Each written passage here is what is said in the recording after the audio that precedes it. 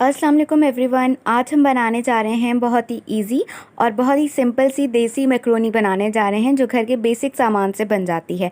आइए इस रेसिपी को स्टार्ट करते हैं। मैक्रोनी बनाने के लिए हमारे पास जो है 1 पाव मैंने ली हुई है चिकन। इसके बाद हमने नेक्स्ट स्टेप में ये करना है कि आपने 1 कप जो है या हाफ़ कप के करीब आपने तेल या आपने इसमें घी को ऐड कर लेना है। ठीक है, जब आपने घी या तेल आपने इसके अंदर ऐड कर लेना है, देन इसके बाद आपने क्या करना है कि इसके अंदर जो है अदरक लहसुन का जो पेस्ट है वो आप उसको ऐड करोगे। अदरक लहसुन का जो पेस्ट है, मैं इसकी जो रेसिपी है मेरे चैनल पे मौजूद है कि आप इसको पेस्ट कैसे बना सकते हैं।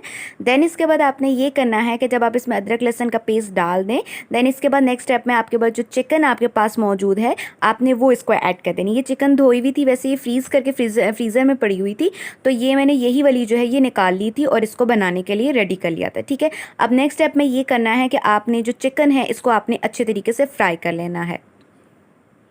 अब देखिए कई दफ़ा आपको इसमें नज़र आ रहा होगा कि ये बिल्कुल जो है वो जुड़ी जुड़ी सी चिकन है। असल में ये फ्रीज़ है और ये कम्प्लीटली जो है ये अनफ्रीज़ नहीं हुई हुई थी। तो मुझे ये था कि भाई ये जब हम उसको पकाएंगे तब ये हो जाएगी सेट। ठीक है, वैसे हो तो जानी है। नेक्स्ट स्टेप में जब तक ये भुन रही है, नेक्स्ट स्टेप में हमने ये करना है कि हमने प्याज ले लेना है और प्याज को जो है वो बारीक बारीक काट लेना है। मुझे मैक्रोनी के अंदर प्याज जो है वो बिल्कुल पसंद नहीं आते कि भाई वो लच्छेदार प्याज हो, तो हमने इसको बारीक प्याज काट लिया। अब बारीक प्याज काटने के बाद अब हमने दूसरी तरफ क्या करना है कि जो मैक्रोनी है इसको उबालने के लिए रख देना है। मैक्रोनी का पानी गर्म हो चुका था जिसमें मैंने 1 टेबल स्पून जो है वो नमक और इसमें थोड़ा सा तेल डाल दिया था। अब इसके बाद ये देखें आपके पास जो है मुर्गी मुकम्मल तौर पे इसमें खुल चुकी हुई है, वो अच्छे से भुन चुकी हुई है। अब इसके बाद आपने क्या करना है कि आपने इसको अच्छे से थोड़ा सा ब्राउन सा कर लेना है। देन इसके बाद आपने ये करना है कि जो आपने इसके अंदर प्याज़ों को कटिंग किया हुआ था बारीक सा, अब आपने इसको प्याज़ों को जो है इसके अंदर आपने डाल देना है। प्याज जो है वो आप इसको अंदर जब आप इसको अंदर डाल दोगे तब आपने इसको फ्राई कर लेना। कुछ लोग ऐसे करते हैं कि सबसे पहले प्याज़ों को फ्राई कर लिया, वो साइड पे कर लिया, फिर चिकन डाल के फ्राई के लिए। आपने ऐसा कुछ भी नहीं करना। सबसे पहले आपने चिकन को करनी है फ्राई, देन इसके बाद आपने प्याज़ों को करना। प्याज जो है जो ऑब्वियसली है कि इसके अंदर जब होंगे तो वो जस्ट नरम ही होंगे, जिस मतलब आप उसमें ब्राउन से नहीं होंगे। अब ये देखिए तकरीबन ये ऑलमोस्ट हो चुका हुआ है। नेक्स्ट इसके बाद आपने इसमें जो ऐड करनी है वो आपने इसमें ऐड करना है चिल्ली पेस्ट जो इसमें ऐड करना है। चिल्ली पेस्ट की भी रेसिपी मेरे चैनल पे मौजूद है, अगर आप बनाना चाहो या इसको वीडियो को देखना चाहो तो आप इसकी रेसिपी को मेरे चैनल पर देख सकते हो।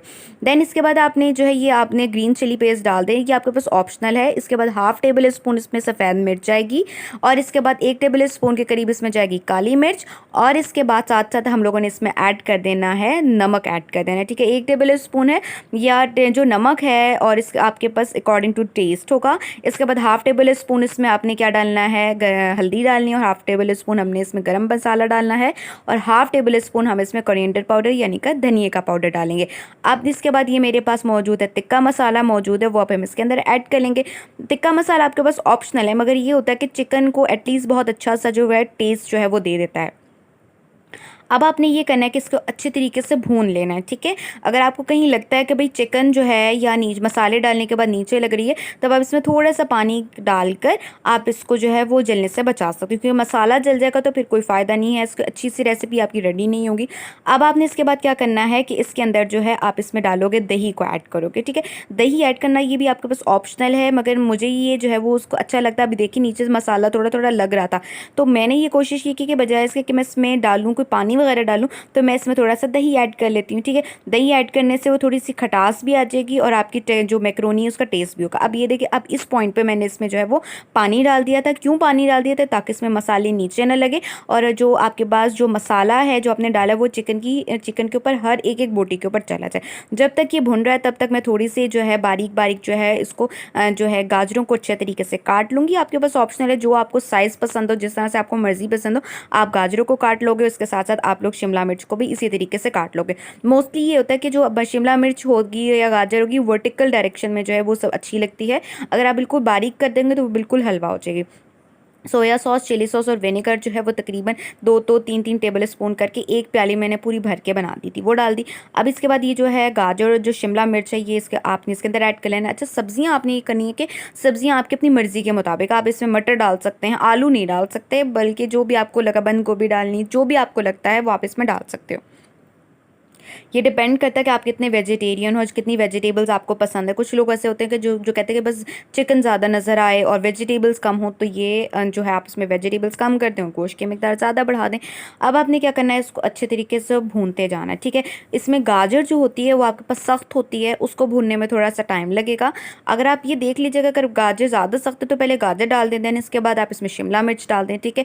अब आपके पास क्या काम आ जाता है कि इसमें आप थोड़ा सा जो है वो लाल मिर्च ऐड कर लो, आप टेस्ट कर लेना कि अगर आपको लगा तो आप इसमें ऐड कर लो, ठीक है। अब इसके बाद सोया सॉस, चिली सॉस और इसके बाद विनेगर जो मैंने डाला था 3-3 टेबल स्पून जो है वो इसके अंदर डाल के इसको अच्छे से भून लूँगी, ठीक है। अब इसमें क्या होगा कि इसमें जो है एक तो ये इसको जूसी बनाएगा, दूसरा ये कि जो ये जितने सॉसेज हैं वो चिकन को बहुत टेस्टी बनाएंगे। और जब आपने क्या करना है, इसके बाद जो है बिल्कुल ड्राई पानी नहीं करना है, इसके बाद जो बॉइल्ड मैक्रोनी है वो आपने इसके अंदर ऐड कर लेनी है।